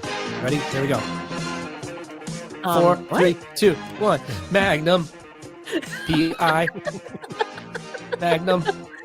Got a mustache and a Ferrari, I think, or some kind of small car. All right, that's enough. Straightening the curves. That's not it. Yeah, sing whatever song you want. Just anything. Do you know there was once a Magnum PI crossover with Murder, She Wrote? Oh. Oh. Wow. Louise Fletcher was on Magnum PI with a bunch of her lady friends. They were like at a book club or something. They showed up and there's a whole dual mystery. It was cool. Oh my gosh. You know, you're reminding me, John. I'm trying to think, is this the right thing? Was it Magnum? There was a number of, I think it was Magnum. There's a whole, I can't remember who created, well, let me read this hint here. And maybe this will remind me. Yeah. All right. You got Tom Selleck, John Hillerman, Roger Mosley are the stars of the show. The original theme music for the opening credits of the pilot episode was a mid-tempo jazzy piece by Freebairn and Smith through episode 11. So originally it had a different theme. It was only until episode 12 that they replaced it with this more up-tempo theme typical of a 1980s series. Yeah. Written by, everybody say it, Mike Post. Mike Post. And Pete Carpenter, with guitar by Larry Carlton, who we talked about earlier. Again, Post has written a number of award-winning themes. Here's a bunch of them for you. L.A. Law, A-Team, Hardcastle and McCormick, Riptide, Quantum Leap, Stingray, Tales of the Gold Monkey, Wise Guy, Hunter, White Shadow, and some others that are in the list maybe left over for. Wow. Anyway, a longer version of the Post theme was released as a single in 1982 and peaked at number 25 on the Billboard Hot 100. What you were reminding me of, John, was there was some other detective series. I'm trying to remember who the creator of Simon and Simon was, because like Simon and Simon did a crossover with the Whiz Kids, and like Riptide did a crossover. That's right. So that's right. I have the whole Whiz Kids series, so I remember you do? they were on that once. Yes. Yeah. So I feel like there was another Murder, She Wrote or Magnum crossover with another show, and they were all created by the same person. I can't remember. Anyway, all right, very good. Let's see. Magnum, we had some guesses here. Yeah, Craig said Magnum. He was with Marcus. Brad said Magnum. Yeah, Marcus said, he got in quick there with a Magnum. Yeah, let's see. Oh, it was a Ferrari GTO, Craig. Thank you. It sounds like a euphemism too. Not a GTS. Thank you for being pedantic, Craig. I appreciate it. Brad says the Englishman's shirts were too long and Tom's shorts were way too short. Oh, wow. Hardcastle and McCormick, was that the other? Was that, we're trying to remind me about the? Oh, Craig asked that. All right, okay. All right, what do you got left here? We got 2 and 8 available to you, Kat. All right, 2 and 8, Kat. What do you want? Okay. Did I just pick the last one? No, I picked and was miserable to find out that it was my turn. Oh, yes, the misery. We had some and promptly forgot. Mm-hmm. So I get to have the misery first. Your turn. My turn. Oh, wait, and what numbers? We have 4 and 8? 2 and 8. 2 and 8, sorry. Okay, let's take number 8. 2. Number 8. Oh, thank you. That helps. That's good. Yeah. All right, number 8 is a sitcom that ran for 4 seasons on CBS from September of 1978 through April of 1982. Okay. And here is your 0.2 of a second audio clue. I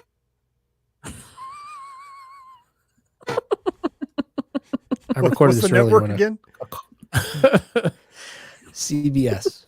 CBS. I was stuck in traffic earlier, and Honk, honk. I was staying still at a green light too long. Yeah. Craig says, that's what I do. # pedantic. Oh, Craig. I love how Will encourages John by, just focus on the gears in the TV station. And he knows not to do that with me. So, and I got nothing. Oh, okay. I didn't mean it that way. But all right. No, it's true, though. John, I'm going to give you a line from the song. I would like a clue. I'm going to give you a line from the song. This is a lyric from the song. This is the first. This is clue number 2 for 5 points, because you're not getting it with the 10 points. All right, 5 points. Here's a lyric, and I'm going to try not to sing it. Okay. That's the most challenging part of this whole thing.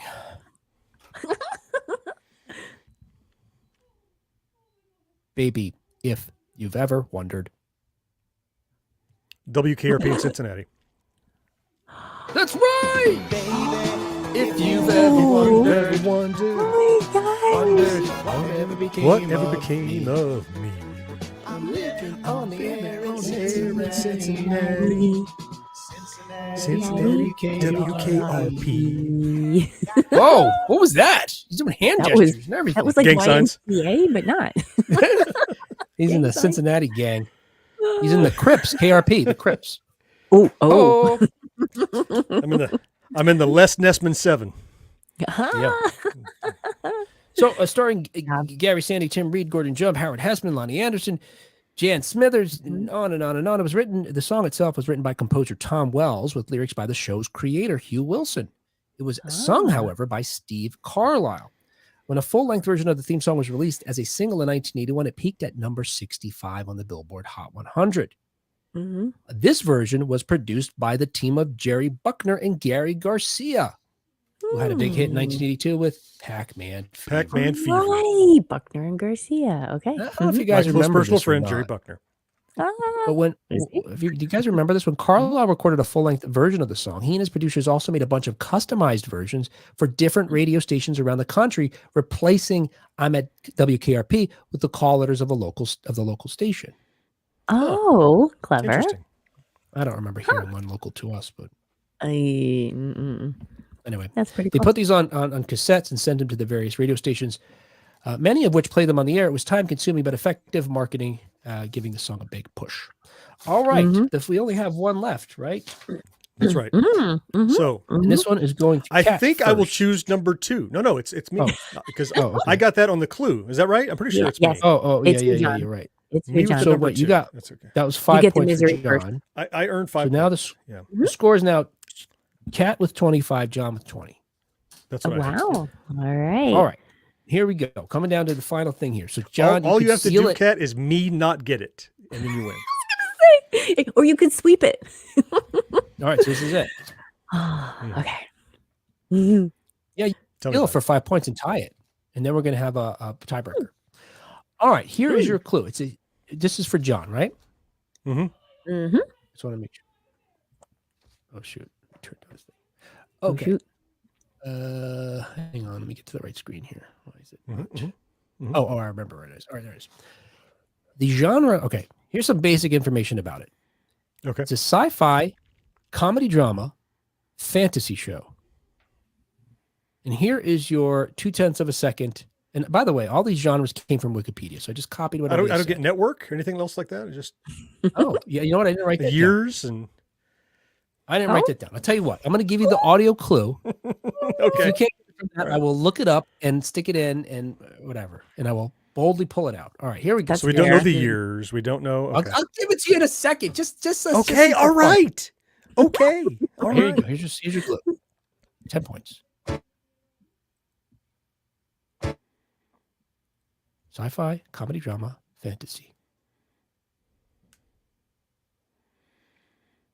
All right, I'll look it up. See, I don't have the benefit of the years. I don't have the benefit of the network. I got a lot of editing on. Whenever we do audio shows, I got a lot of editing to do. I'm I sure you do do. this to Yes. myself. Yeah. Well, to save time, No one you enjoys just these took episodes. 0.2 You of a guys second. hate these episodes. I hate editing them. We bother. All right, John. This is a show. Okay. Well, Yeah. Hang on. Where I got to get to the bottom of the page here. Okay. This show, it ran on ABC. ABC. Oh, wait, Okay. I don't know how many seasons. Does it say how many seasons? It usually says a number there.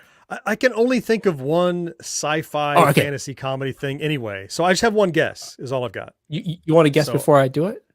You want me to give you What? You did the- let me give you the rest of the stuff. You did the It's- sound. Well, Yeah, I did this the is still my sound, but no, first I was clue. gonna say- No, I'm giving you the basic stuff I should have given you. Oh, It okay. ran on all right. ABC for 3 seasons from 1981 through 1983. Take away your I guess. think it's that's my only possible guess. I don't know the theme song, but I think it's Alf. I'm going to play you the clue again. Now that you have all the Okay. information, Keep playing it. ABC. Keep playing it. think about what shows were on ABC versus NBC and CBS. I really want John to get this. Oh, okay. I really want John to get this. I'm so idiot. It's The Greatest American Hero. That's right. Yes. Believe it or not, he got it right. John, I was rooting for you because somehow I could tell from the clue, the I music. don't know if I get full credit though. Okay, how about you give him 5 points and then we tie, and then we Can I can take? have fun I'll and take All right, half like that. points. Yeah, and that's that way what we're Kat tied. said. Yeah, exactly. Yeah. I was blasting. I'm agreeing you. with Kat. I really That's wanted you to get that wonderful. one. Everybody's a winner. All right, you guys can go back to the comments now. He short sheeted me though. No years, no network. I had to pull it out of him. I thought you were going to get it from just a. Not from that. You have no idea how bad it sounds in these earbuds. It just sounds like. Yeah, no, yeah. That's what it sounds like with two, Yeah. John. Same. All You had to right. pull, Let's see. up a cord wheel to get your clues. Marcus said you were doing Klingon sign language. Yeah, I could believe that. Yeah, instead of the gang signs. Yeah. Marcus also guessed Greatest American Hero. Tony, Greatest American Hero. Craig said Mark and Mindy. Shar and I both said it at the same time. Oh crap! It's got to be Greatest American Hero. Craig later corrected himself. All right, so there you have it. What was Morgan All right. Mindy's theme song? I don't remember theme song for that. Mark and Mindy. He's an alien. She's a human. Straight to the curves. Yeah. Mark and Mindy. Someday the mountain might get 'em. Mark and Mindy. Sometimes Orc will get him, but the egg never will. I don't know what you said. But Mindy never will. All right, there you go. All right. That's that. So we're tied 25-25. You have a tiebreaker, you said. Yes. Mhm. Yeah. Oh, you're right. I do have a tiebreaker. Okay. Yeah, I just want to do it for fun. Shoot. All right, hang on. You know what I realized I don't have. Psych. something There's right no now. I don't want tiebreaker. John to get bitch up at me about this. Oh. Translation, I don't want somebody to call me when I don't have all the information. Okay, this is a series. I'm gonna do it this way. All right. Okay. Mhm. This series originally broadcast on NBC from September of 1982 through April of 1986. Okay. I don't know how I'm going to do a tiebreaker now that I think about it, because what do I do? It's like it would have to be a closest without going over kind of thing. Do we have to? That's not have not what this is. Whoever calls it out first. Did you say genre? Did you say the genre? You said years. No, I didn't. The genre is action crime. 82 Okay. through 80 something you said. Yeah. Now it turns out this. Yeah. Maybe you guys have a piece of paper. Why don't you just write it down? If you both get it right, Okay. it'll still be a tie. If one of you gets it right and the other one doesn't, then. Okay. I'll type it on my phone if I think. And I'm only going to give you one clue. I'm going to give you one audio clue. It's going to be longer than 0.2 of a second. Oh, Ooh. okay. Ooh, exciting. 0.3 of a second. It's going to be 0.3 of a second. Thank you, Kat. That's correct.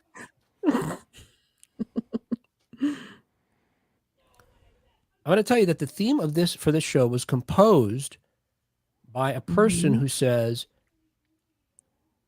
how do I say Who this? says, things that make you go. Make you go. Okay, I want to say the composer of this theme says he remembers that he was inspired. He remembers being inspired by a classical piece of music, which I'll do my best to pronounce it here. Marche et Cortège de Bacchus. I shouldn't even say it that way. I'll just say this. He remembers he was inspired by a classical. You just insulted someone in French. He was inspired by the opera. All right, I'll do it this way. By the opera Sylvia, written by French composer Leo. Oh, here we go again. Leo Delibes in 1876.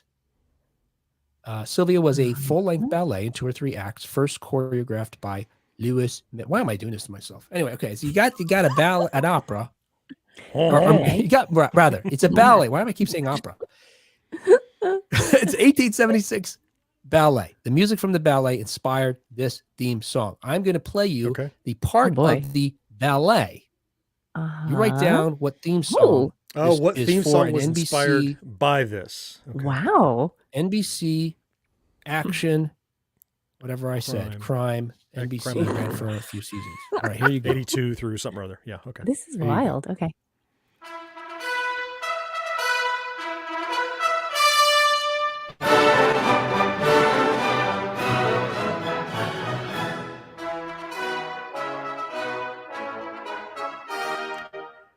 I definitely know the theme. Yeah, I've heard this. Oh, got it. Got it. I'm Okay. writing it John down. writes I'm it writing it down? down now. I was writing it down. Okay. I can't believe it took me as long as it took me, quite honestly. Okay. It is written on my phone. I'm not typing on my phone any longer. Here's my Couple of guesses. I can Got a I can couple of turn it guesses. around. I trust you. Got a couple of guesses in the comments section here. Craig is suggesting someday we need to do a Saturday morning cartoon theme songs. Do I get to do only 0.2 of a second though, Craig? That's what I want to know. Boy, I hope so. Yeah. What a great idea. All right. You got an answer, Kat? I got zip. All right. So John may win by default. Johnny. Wait, John, let me let me tell you what. Let me play the song again, John.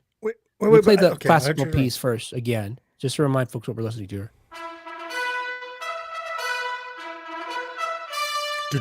All right, John, what is your guess? Yes, that's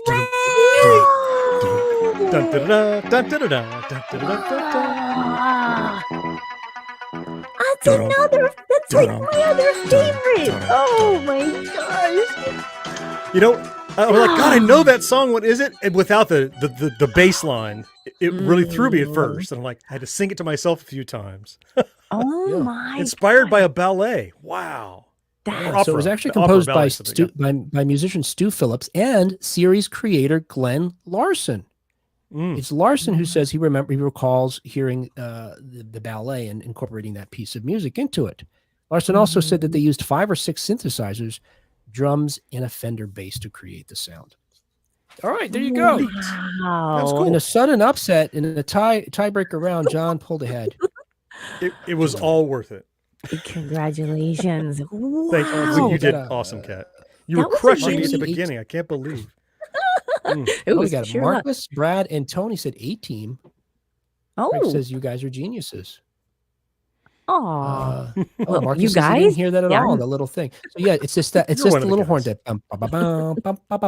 Yeah, they just co-opted that. The I was very distracted. I was distracted by the ballet. That was yeah. See, Kat's a dancer, so I was like, yeah, I was dancing in my head. I can hear it now, but oh my gosh, that was amazing. It's like look. I used that one because it's what we were talked about a couple of weeks ago, interpolation and sampling, that it's hard to hear those things sometimes, even when they're when you presented it, then maybe, but had I done it a different way, maybe you wouldn't have, well, John recognized it. You didn't hear it even still. That was amazing. By the way, that might be among my favorite of the themes. I think I love Greatest American Hero theme because of the spirit of it, the words, and but as far as instrumentals, I think Knight Rider may be better for me than even say Miami Vice. There's something about it. I don't know. Oh yeah. Oh yeah. Absolutely. Yeah. All right. We can't sing was it. We could have sung Greatest American Hero. Sorry. We didn't do any karaoke.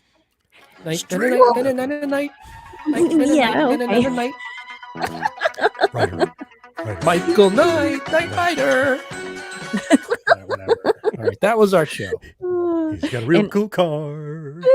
And our show is sung to you every week by, or thanks in part to our early adopters like Rick Parker, Kathy Burke, and Karen Flieger. Huh? I couldn't really hear you too well because you were. Away. Just do it one more time. Just towards the mic. I will. I'm sorry, I was glitching. Hold the paper out if you have to. Okay, I'm ready. I want to hear you. I love your voice. Okay, there you go.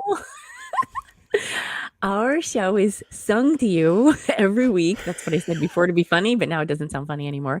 Thanks in part. Okay, to our early adopters. And now I'm going to talk over you. How do you like it? Will. Wow. Wow. Wow. Okay. At least he doesn't hold a grudge. Like Rick Parker, Kathy Burke, and Karen Flieger. And thanks especially to our Secret of Our Success level Patreon supporters like Tony Great, Brad Bowman, Nick Guillory, John Henderson, Craig Coletta, and Marcus Taylor. There he is. I love how she's trying to mix up how she says them. It's requiring like every bit of concentration. Wait, did I say that? All right. Yeah, thanks, guys. We appreciate it. And hey, look, we appreciate these are the folks who literally help us pay the bills. And there's quite a few of them that to publish the show every month.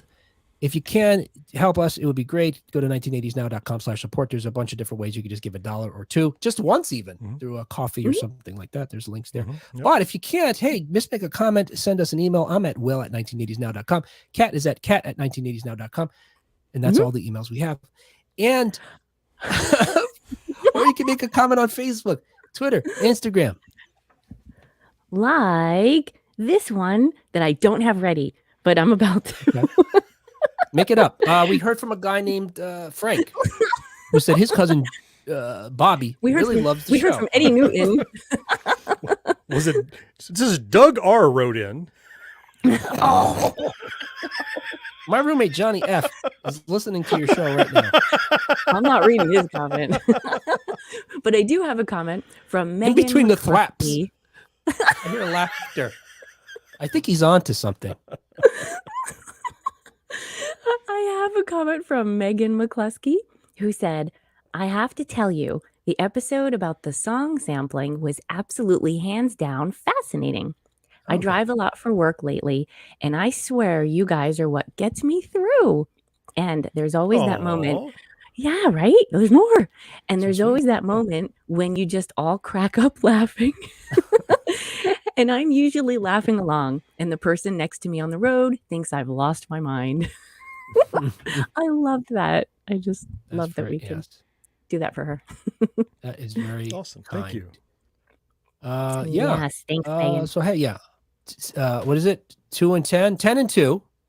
10 and 2, Megan. yeah. Eyes on the road. You know. Keep your eyes open. All right. Hey, we will get you safely to your destination next time on 1980s Now. Until next time. Toodaloo. Toodaloo. There you go. That'll be the show. It's going to be an editing nightmare. Oh, Miss So just joined us. Shoot, didn't realize you guys would be live on YouTube. Thought it would be on Facebook directly. Oh, well, better late than never. Howdy, homies. Yeah, we just added that last month. So, and we're gonna do this once a month to the extent that we can mid-month, right? There we go. Oh, have a good night, Miss So. Hi, Miss So. All right. John needs to eat, and I realized, Kat, it probably wasn't you. I think it's just my headset's just really dying here. I gotta get a new one. Oh. Because I realized stuff is coming in and out. Wasn't me. It wasn't me. Right. It All wasn't right, so I'm going me. to stop recording here. Oh, no. On my board here. Bye, everybody. Yeah. All Bye, right. guys. Hey, everybody, See thanks ya. for joining us. We appreciate it. And for our patrons, much love to you. Much love to everybody. Yes. I'm just going to give you 2/10 of a goodbye.